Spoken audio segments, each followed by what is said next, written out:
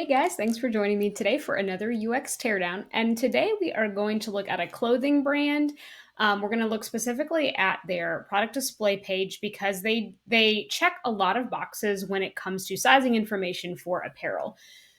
So obviously, the e-commerce fashion industry has just exploded over the last couple of years. But one thing that makes buying clothes online pretty difficult is obviously the sizing. So if you've ever bought any sort of clothes online, especially like in women's sizes, you know that the sizes vary just drastically. Like you can wear a 4 in one brand and a 12 in another.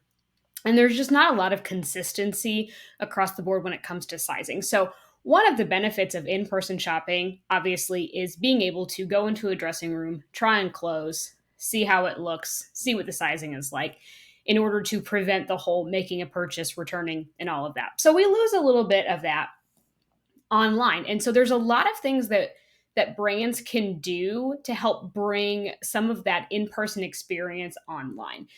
So Madewell, I think, does a lot of things well for their clothing brand.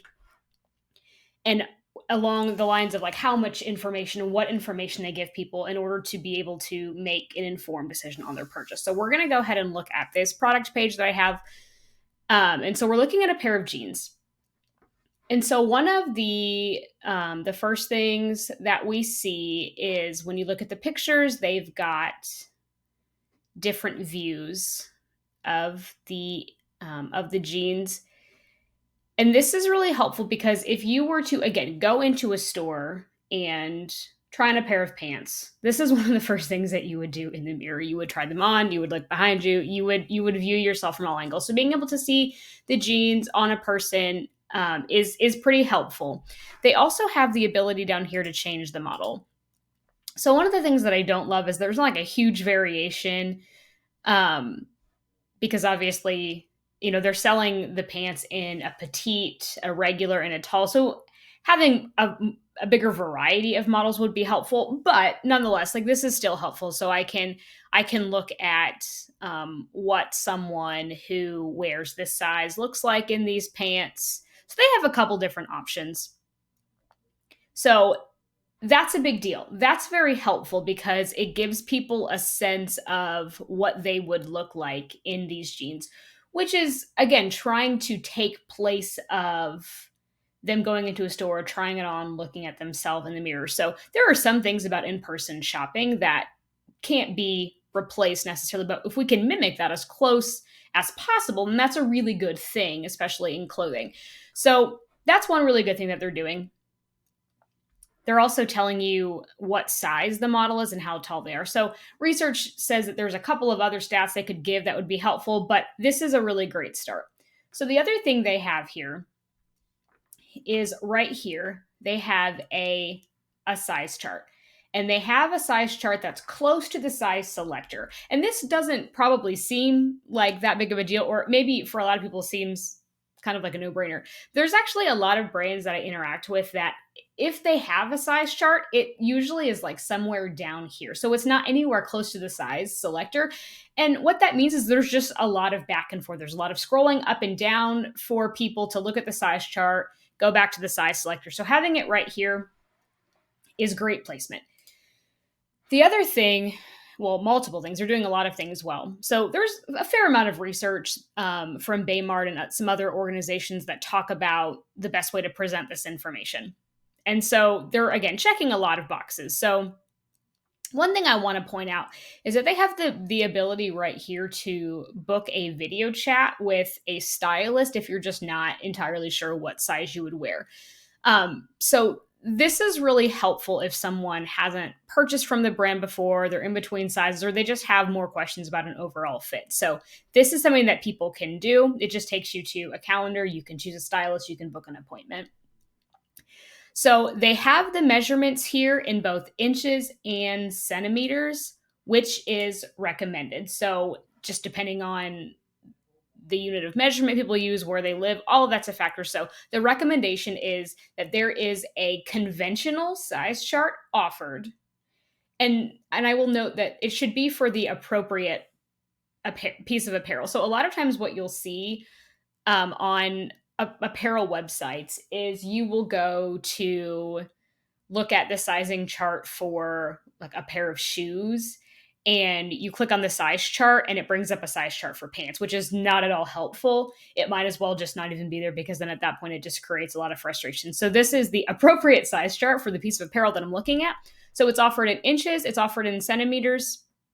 It's a conventional size chart. It also has the option to convert the size for different countries. So sizing is really different depending on where you live. So if you have, if you ship internationally, then this is an absolute no-brainer to implement. Convert your sizes so people can see this in the size that makes sense to them. So they have these, and then they also have a measuring guide. Just some basic tips. It's nothing, nothing too involved, but it just gives some really basic ideas for if you're going to measure yourself. Here's the way that we expect for you to measure in order for your measurements to be consistent with ours. So this is very helpful. Something else that they're doing too is they have this true to size thing. I really like these because I think that they're super helpful. So what this does is you can basically walk through some information about yourself, like how tall you are, what you weigh, what sizes you wear in other brands. So like I mentioned before, sizes vary from brand to brand. So if I say I wear, Levi jeans in a size 6, but I wear this other pair of jeans in a size 9, then it can take that data and it can spit out a recommendation for you. And it's going to say, hey, you should try this size. Now, there's nothing to guarantee that it's going to be like 100% accurate. But again, we are trying to mimic the experience of an in-person shopping trip. So if I'm going to go in, I'm going to try on a pair of pants, I'm going to look at myself in them, I'm going to assess fit. So because we can't do that online, we are trying to mimic that experience as close as possible. And that means giving people as much information as you can about how these clothes fit. So we're going to scroll down here because they also do, and this is pretty standard convention here. But on some of them, it doesn't do it on this one. Okay. On some of the pants, if they have the information, so this one doesn't have any reviews. So let's go to one that has some reviews. So, and I'll show you something else that they are doing. And this is something that's pretty standard convention. You see this a lot, like on Amazon and stuff too. But if it has reviews, they're offering this section down here where they basically, pull information from the reviews that exist and gives you an overall fit slider. So this is true to size, this runs on the smaller end, or this runs on the bigger end. And it's in a different spot, obviously, depending on the information. So if there is a shirt that is an oversized shirt, then the overall fit is going to be on the bigger end. And so that can also be helpful too, because it gives you a snapshot of what's in these reviews. So if you're just not sure, you can come down here, you can look at the overall fit slider, kind of see where it is, and then make a decision based on that and the other information that they've given you. The other thing that I thought was really good that they did is they have these icons here for product details. So I'm a big fan of icons for product details, provided that they make sense to people, and that there is some helper text if it might be necessary. So icons don't necessarily make a lot of sense if people don't know what they mean. So they condense the information here, but if it's not useful, then it doesn't make any sense to do. So they have an icon and some text that says comfort stretch, and they have a little helper text. So what does this mean? So here they have some infographics that just explain different fits of pants. So old school, like rigid, no stretch, comfort stretch, and then like extra stretchy, and they kind of explain that. And then high rise, most people know what that means, but having a picture of like what this looks like on somebody, and then giving some inches for like this is how high these are going to come.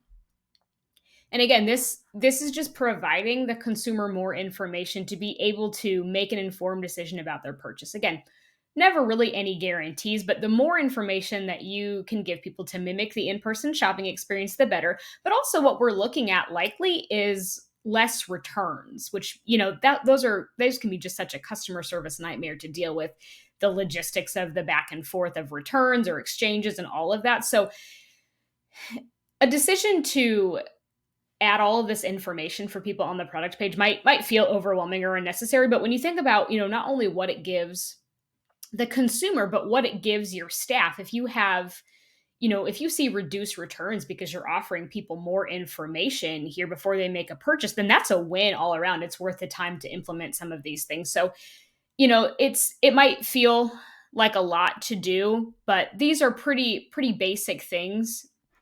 And I think I would be interested to see what their returns are on this brand. Obviously, I have no way to know that, just on this end of things. But again, they're doing a lot of things right. And so especially if you are a fashion brand, whether it's on Shopify or any other platform that you're using, fit for apparel is one of those things where the more information that you can give people, the better. So there is a fair amount of research that talks about the best way to implement some of these things. So obviously, a lot of those things I cited within this video, but definitely a lot of information accessible to you for that. So if you own a fashion brand, these are definitely some things that I would recommend you implementing on your site to make the shopping experience even better for your customers. All right, guys. Well, thanks for joining me today, and I will see you next time.